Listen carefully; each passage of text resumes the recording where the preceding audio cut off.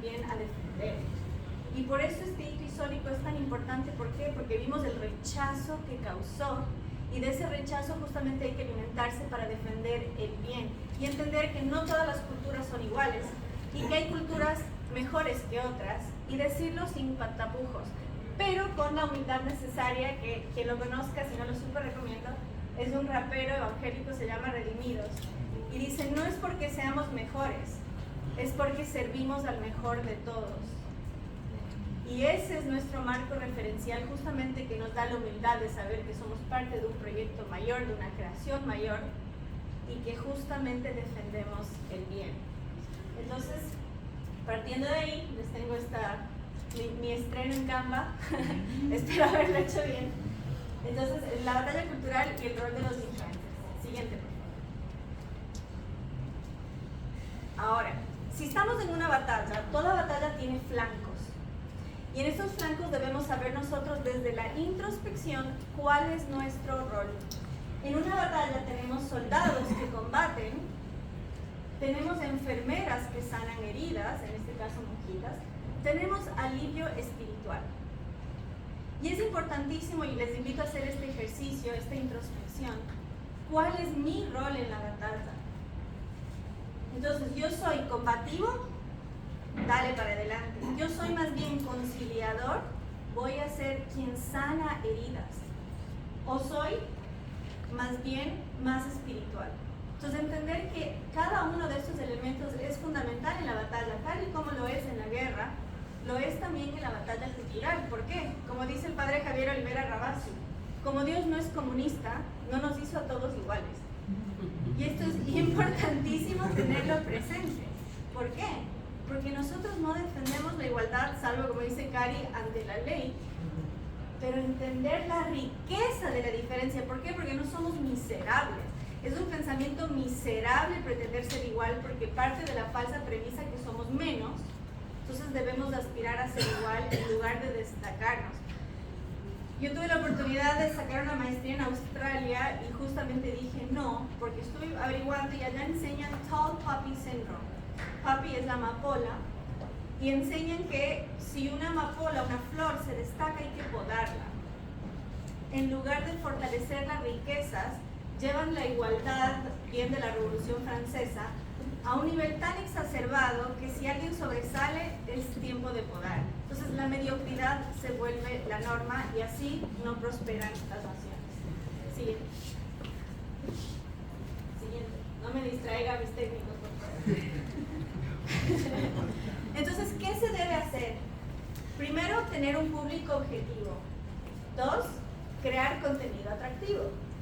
3, transmitir para generar reacción.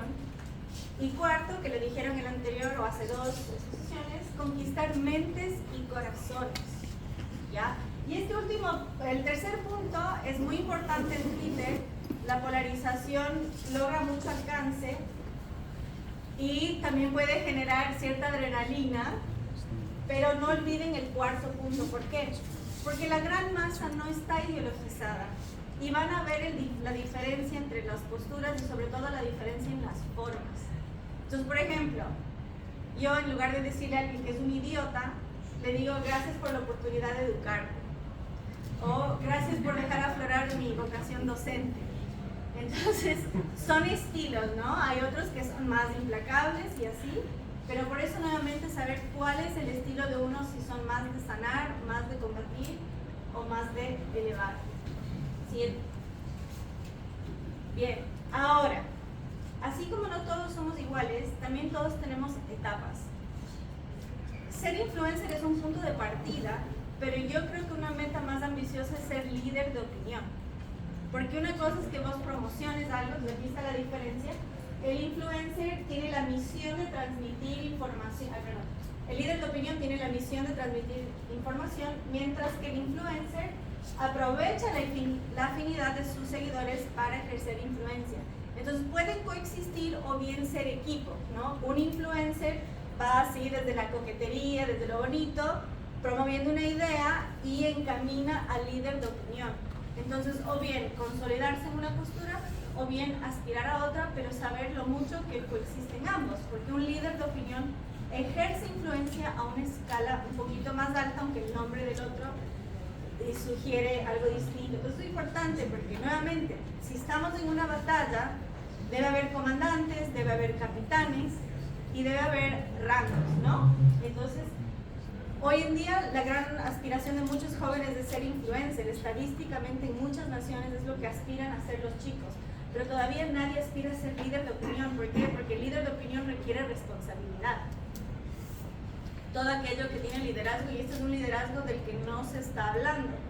Y ya que Cari habló del heteropatriarcado opresor, las mujeres tendemos a ser más fuertes en la fuerza blanda, porque justamente este arquetipo del heteropatriarcado parte desde la fuerza bruta, que es la fuerza física, pero la fuerza de la seducción, del convencimiento, es mucho mayor en la mujer. Entonces este liderazgo en la opinión es importantísimo. Y esto lo destacó la paraguaya, que se ganó tantos aplausos, mi querida Salma, que destacaba que la mayor crítica de la derecha es que no es tan social, ¿ya? Y en ese sentido, Jordan Peterson, a quien amo con todo mi corazón, tuve el honor de conocer, él justamente dice que es importante la izquierda y la derecha, aunque diagnostica el neomarxismo como enfermedad. Ojo ahí las polarizaciones. Él dice que la izquierda nos recuerda a los más vulnerables, pero no es capaz de darnos soluciones. En cambio, la derecha es más lógica, como decían hoy temprano, pero no es tanto de la sensibilidad.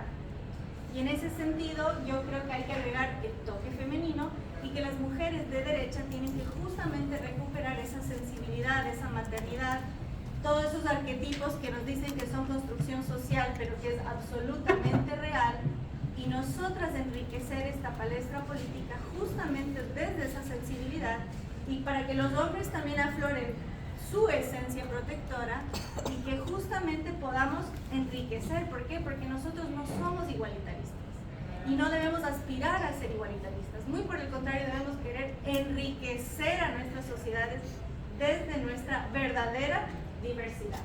Así que, ahora, ya que mencionaron a Vox, Santiago Abascal hizo un paralelo que me pareció maravilloso. Aquí, y cómo lo publicitan en Vox España, que tiene ya 500 000 de suscriptores, revela sus medidas secretas de seguridad. No es pólvora, no son armas de ningún tipo físico, sino más bien espiritual. Contó que unas monjitas de claustro le mandaron un escapulario. En una cartita que decía que ellas son la retaguardia orante. Entonces, esta batalla se sostiene con una retaguardia orante. ¿Y a quién sostiene? A la vanguardia militante.